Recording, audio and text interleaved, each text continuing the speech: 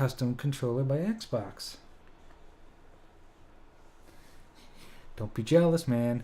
Actually, a big thank you has to go out to Biggie2136. I think I got that right. He basically donated this to me.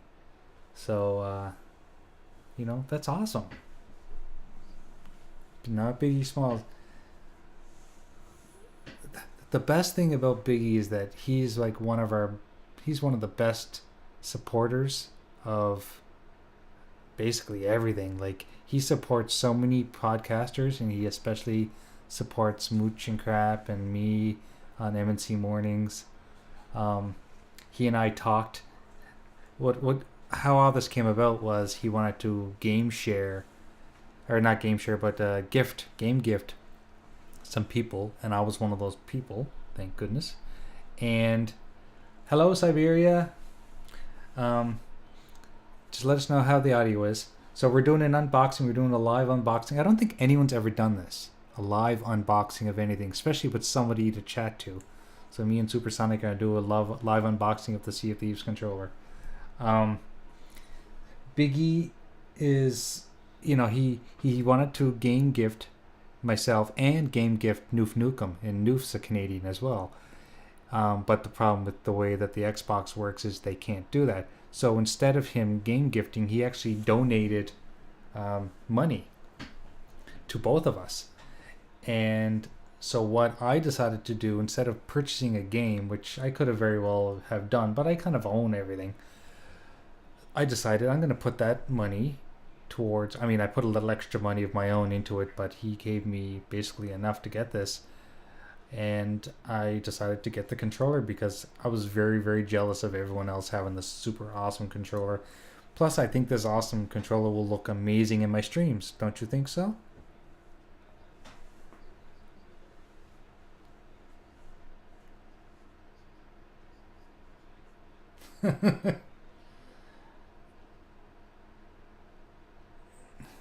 I have a feeling people might not be able to hear you. Let us know if you can hear Supersonic.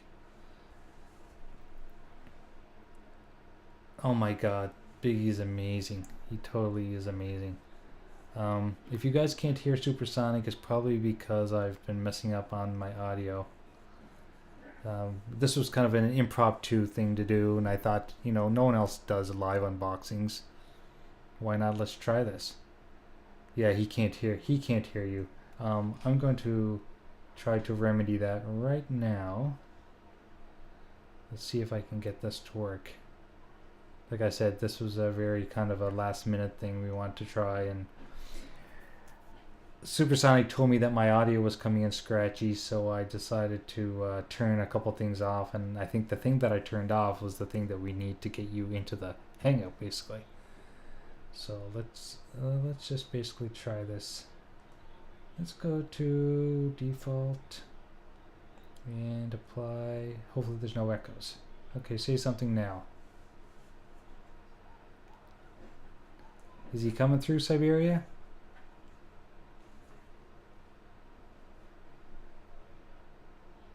No, he's not coming through. Okay. So I know what I need to do. Sorry about that.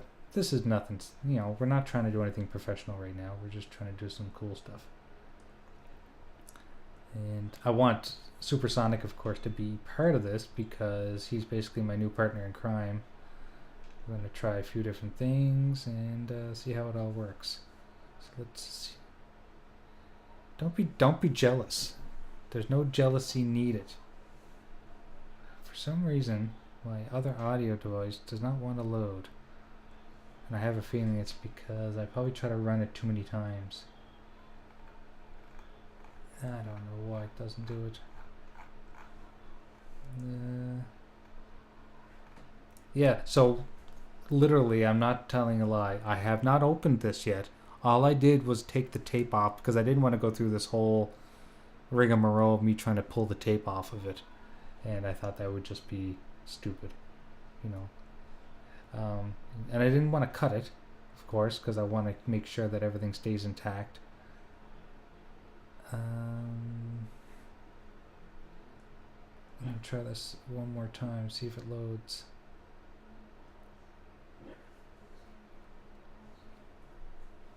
Say again? Yeah. Yeah, so I would really need to talk to some people about, if they're not using an external device like I do, how do they get the other people in the Hangout into their podcasts? I really don't understand that at all. Because basically they're doing what I'm doing. Am I going to love it, Siberia? I can't wait. And I think it's going to be really cool, basically in the live streams that we do.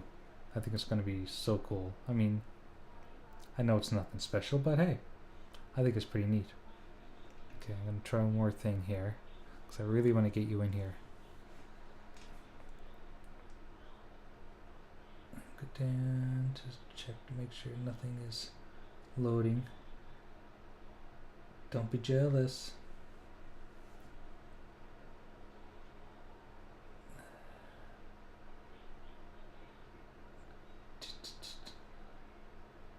And what's cool about all this is I can edit all this shit out if I don't want it to go through.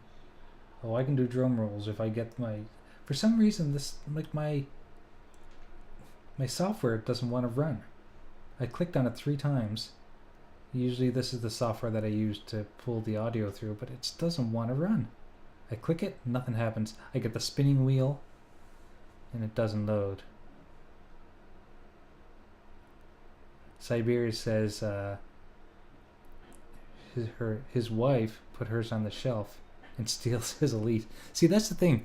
For first-person games, I'm never going to use this controller. I always use my Elite for first-person. But I just think for most of the games that you and I are going to be playing are mostly retro games. I don't need my Elite for that.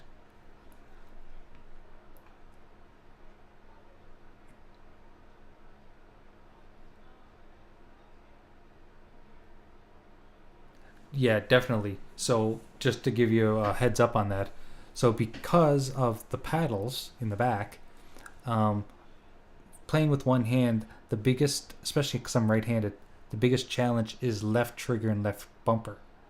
I have to literally go, shift my hand up, which means I have to leave certain buttons to do that. But when I have the Elite controller and the paddles, I can program the 2 paddles on the right-hand side to be my left bumper and my left trigger. So I never have to leave the right-hand side. Yeah. Okay, well, for some reason, I cannot get the software to load up. I've done everything. Like, it's not running in the background. It's, who do you want? Oh, here's John Tom. Hey, John, how are you? Who do you want in the Spider-Man MCU 2? Gwen Stacy or Mary Jane? I want... If they do Mary Jane, they need to do Mary Jane properly. She needs to be drop dead gorgeous. Like, I think they would need to have like someone like Megan Fox. I know Megan Fox isn't the greatest actress, but they need someone drop dead gorgeous for Mary Jane because she was a model and an actress. And Kirsten Dunst, not saying she wasn't pretty, but she wasn't that caliber of gorgeous. Because I mean, if you read the comics,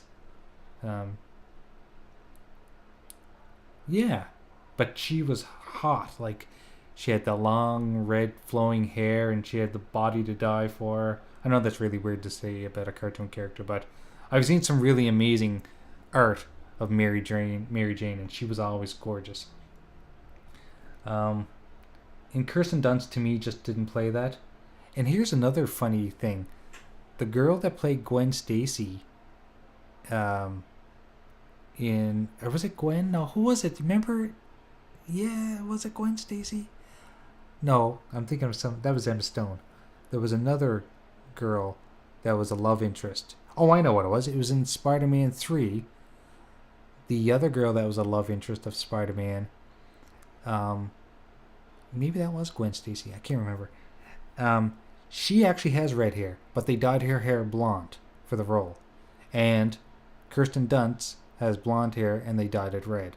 It made no sense why they did that. I mean, I understand actresses are actresses and they pick the right person for the role, but to me, they probably could have done a little better with the casting for that. That's all. Yeah.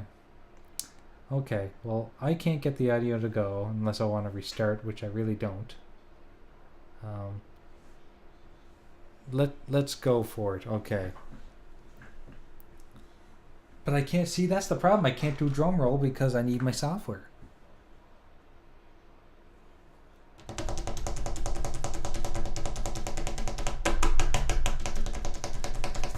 Okay, here we go, people. Let's do this. Maybe I'll do another one down like later and pretend it's my first one. Who knows? But this is fun just having it live. So here we go. I did take tape off, but I have not looked inside yet. I swear to God. Well,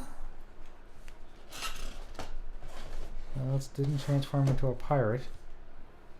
Does everyone see it? Let me just move it into the camera a little better. That's pretty nice.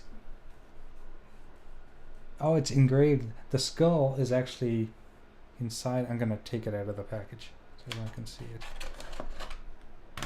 Comes with the batteries. That's awesome. Let's move that out of the way. So here's the controller. So I'm just feeling, yeah, so like the skull is actually indented into it. So it's not just like a sticker on the outside. The buttons are all clear. It's nice. And it's got that purpley look. The back, I'm gonna do a close up if I can. Let me just move some stuff out of the way here so people can see this. So see that engraving? Yeah, one is gold and one is purple. Yeah. What does the gold represent? Do you think it represents like a gold tooth or a peg leg? Not a peg leg, but like a hook? Like it must represent something. But on the very back, there are two skull unicorns. I know it's hard to see with this light. Yeah, it's right on the battery pack. Two skull unicorns. Uniskulls. Me too. I love skulls. But yeah, this is pretty cool. Let's see what else is in the box, if there's anything else in the box. Let's just slide this over. So we've got our...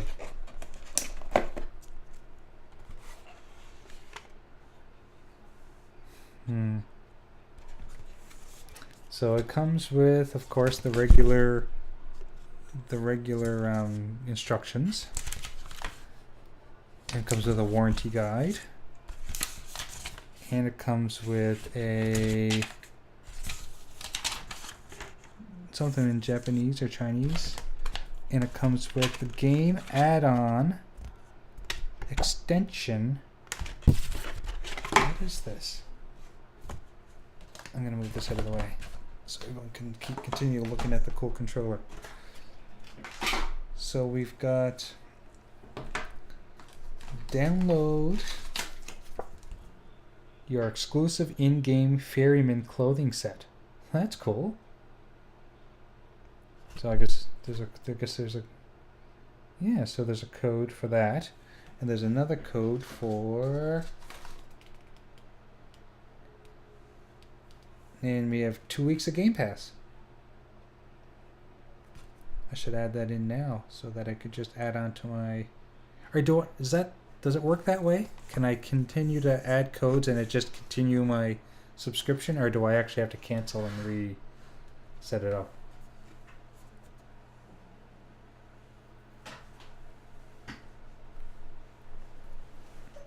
Well, yeah. I'm sorry. I'm just reading the chat. They should have done custom console. Yes. Why do you want to be a superhero? Oh. If I had a choice, I would love to see a Spider-Man / Wolverine crossover or a combo, because I remember reading a comic back in the 90s where Wolverine and Spider-Man were searching for Wendigo. He was like the Sasquatch, and they teamed up together, and that was a really cool series. I'm trying to see what else is here. Oh, the gold doubloons you get in the game, you're a pirate, unique gold. Oh, I see. It represents gold doubloons. Well, that's awesome. Okay, let's put some batteries in this bad boy. People can look at my green. This is my cutting mat that I use when I do. I used to do like a lot of manual graphic design, and I used to have to cut paper and stuff like that. So I bought this cutting board for that particular reason.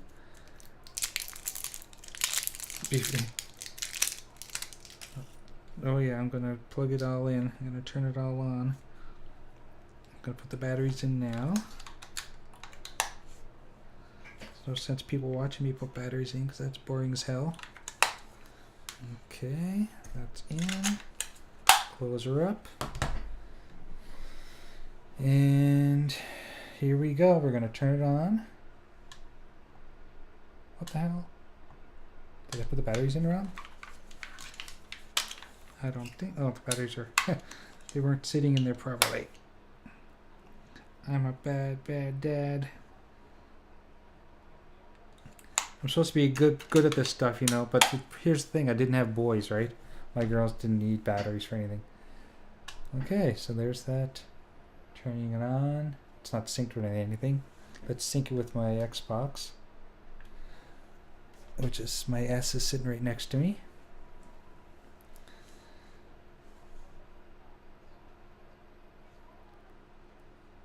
Yeah, I should be able to.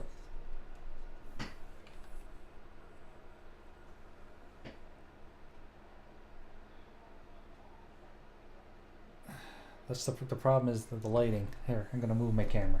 I'll bring the camera down. There you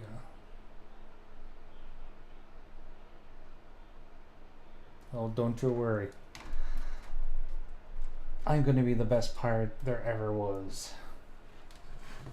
So there we go. So you want to try the glow in the dark? So I guess I have to stick it in the light for a little while. Okay, I'm gonna stick it in my light for a couple of seconds. Oh, who do I want the next villain to be? Okay, I'm gonna leave that up to you, Supersonic. So next Spider-Man movie, who do you want the next villain to be? Skeletor is not a villain of Spider-Man. Pick again.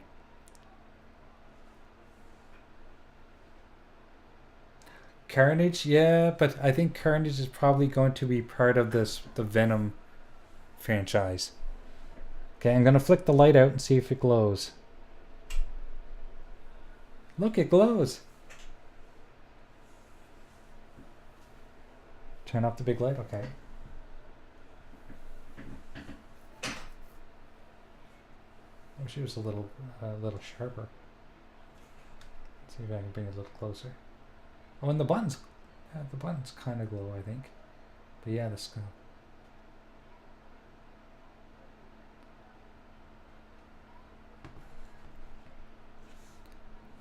That's a good idea. I wonder if I can get a black light on Amazon, like I got this light here. So this bright light here that I turn on, it's the one that shines on me for my green screen.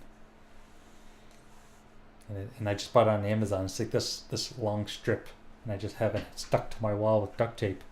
Not duct tape, with sticky tack.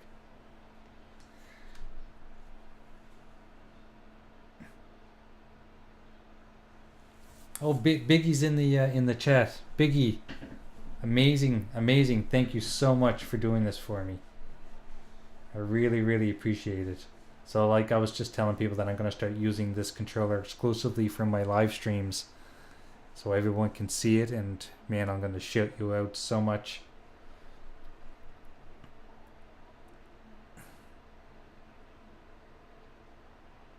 No. Well, I appreciate what everyone's saying. Like, you know, Siberia says that that I'm the unsung hero of M&C. Well, you know, without the three of us, there would be no M&C. You know, we all use our skills to the best of our abilities. I'm not much of a talker. Like I can talk on these streams because I'm not trying to come up with things to talk about. But I just find that, Mooch and Crap have such a knowledge of the gaming industry. Of like they can name off developers from 10 years ago, and they can name off who left what company and who went to this company and how much money this made. And I don't have time to think about that stuff and to even research that stuff. Now, when myself and Supersonic get together and we start doing streams on retro gaming, well, I have a lot of knowledge on retro gaming because I've been playing games since Pong, literally since Pong. My dad brought home the little, I can't even remember what it was called, but it was like the two paddles, and it was a light gun. It came with a light gun, and the light gun had like skeet shooting and stuff like that. But it was basically like 6 or 7 variations of Pong, and shoot the target on the screen. That's all it was. So I have a lot of gaming history in me. I've been gaming since I must have been the 70s, and I went from Pong to Atari to Sega Master System, Sega Genesis, NES, Super NES. Jeez, so many systems. And to this day, I still have GameCube, Dreamcast. Actually, that's a good thing to talk about for a second.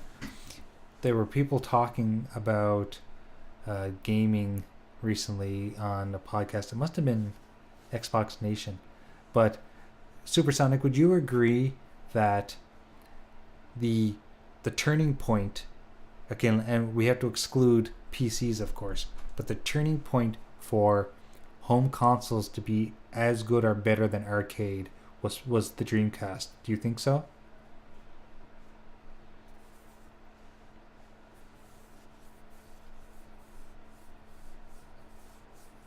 Yeah, like, because I remember getting Soul Calibur, and I loved Soul Calibur in the arcade. And when Dreamcast came out and I actually picked up Soul Calibur, the Soul Calibur on the Dreamcast looked better than the Soul Calibur at the arcade. And if you look that up, they'll even confirm that is true. It's a better...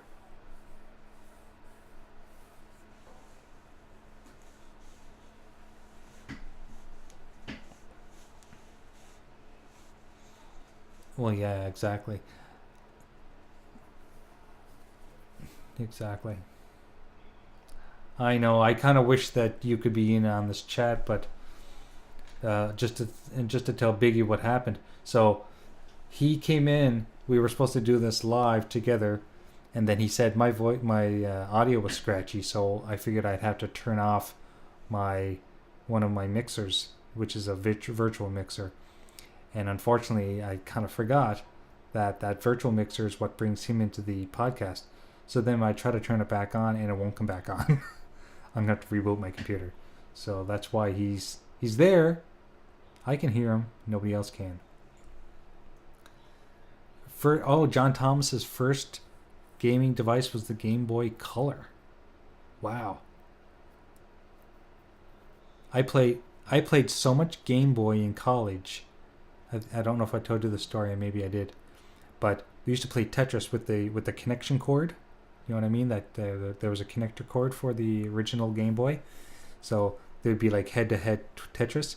I used to play so much Tetris in college that when me and friends of mine would go downtown to the bars, because that's what you did when you were in college, I'd get to the bar and I'd sit down with my drink, and we'd be looking at women, and just checking out who was there, and then all of a sudden all I could see was blocks.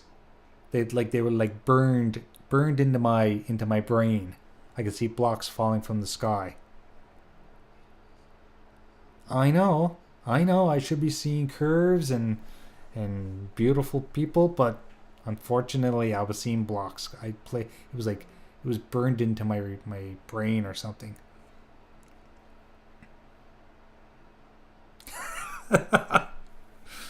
Well, there's no ugly women after 10 beer. Put it that way. Okay, well, I think I'm going to end the stream. Thanks a lot for showing up. If we go live again this evening, not sure if that's going to happen, but if we end up doing it, I'm going to make sure that the audio is working, that everyone can be heard. But I think this might be your first. I don't know anyone else who's ever done a live unboxing. So I think it's a... Oh, yeah, okay. So, and just to give people a little heads up about how I play. So this finger is always on the left thumbstick. This part of my finger here is always on the second one. So that's how I kind of move. Like, so if I have to turn, I'm doing that, and if I have to look around, or if I have to look, I'm doing that. If I have to turn, I'm doing that. And then it leaves also the tips of my fingers open to hitting buttons. Most of the times, I don't need to be doing all three at the same time. Like, I don't need to be turning and shooting, and if I do, I use my baby finger. And if I ever do any kind of aiming, you'll notice one of the biggest reasons why I'm not terrific at first-person shooters. Anyway, I mean, I can hold my own, but when I play, if I'm shooting, I have one finger on the thumbstick so I can aim, and one finger on the trigger, right?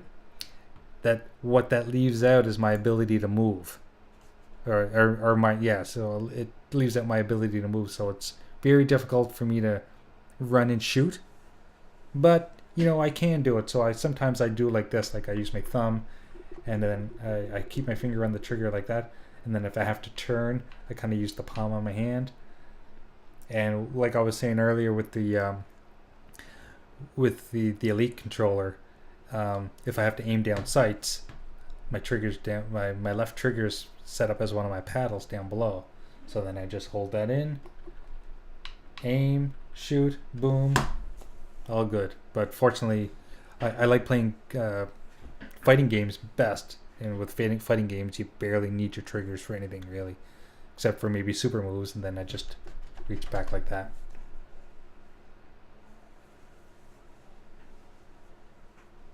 You probably could. There's a guy who has a it's not even like a podcast, but it's a show on YouTube. His name is Ben Heck, and he mods everything. So he made one of the first modded Xbox controllers. It made it one-handed for somebody. Those controllers I think you can still buy, but they were really expensive. So that's why I never bought one. But yeah, he does everything like that. Like he would use foot pedals for some things. Like depending on if you had a disability and what the disability was, he would build it for you so that you could play. It's really, really cool. Yeah. Okay, well, thanks guys for showing up, and we will be talking to everybody soon. Bye-bye.